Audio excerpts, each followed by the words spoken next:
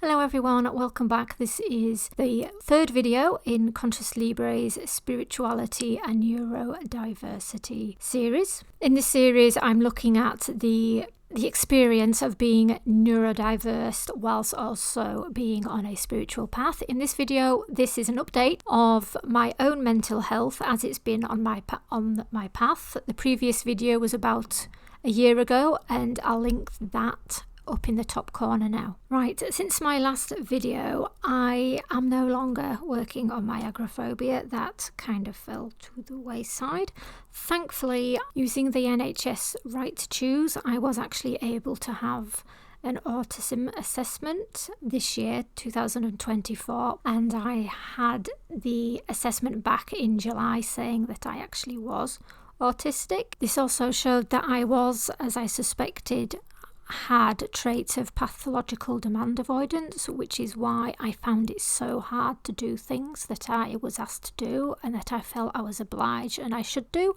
And this also confirmed what I already suspected, that I had dyslexia and dyscalculia. I'd actually had a few years at that point to actually get used to the idea, so it wasn't really a shock at that point. It was just a confirmation that no, I'm not broken.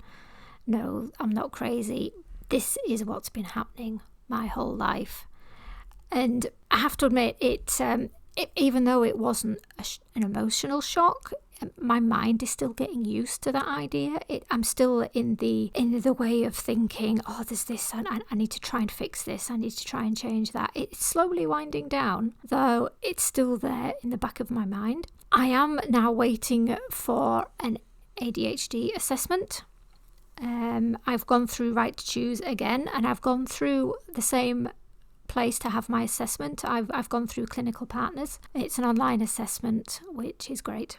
What I've basically been doing for the past year is looking through my routines and what I do, and I've been altering them. Best fit not just the autism but the ADHD as well, because I found that after even a few days of a brand new routine, I'll be doing really well. Then I'll just bottom out and I won't be able to get out of bed in the morning, and I'm pretty sure that's the ADHD part. I'll be very surprised if it came back that I didn't have it. I'm not sure what I'll do then, though at the moment I'm working on the fact that I do, because I'm quite sure, again, there's something else going on. I don't have quite the whole picture.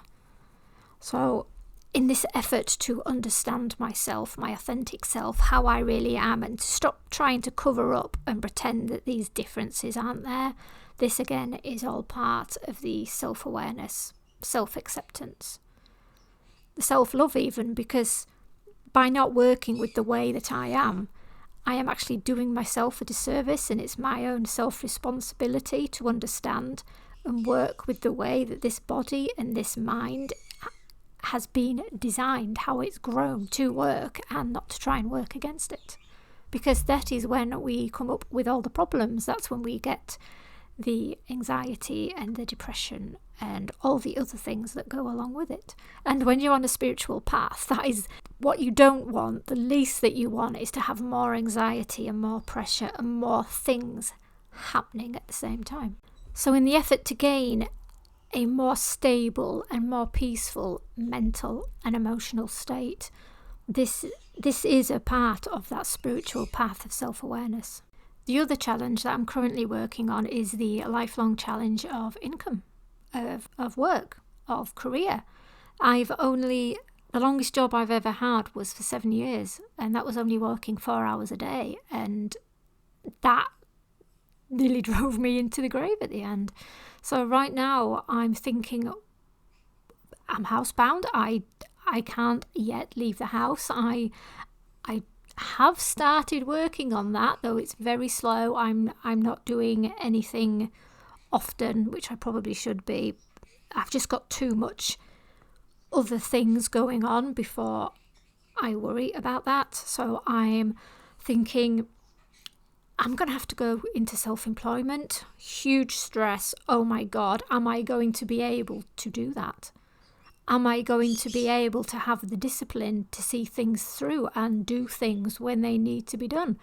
I mean, I don't know how I'll do that. The the best thing that I can think of is to do exactly what I'm doing now. Though the trouble there is, what do I do it on? Do I continue this channel? Do I continue more on my website? I don't know.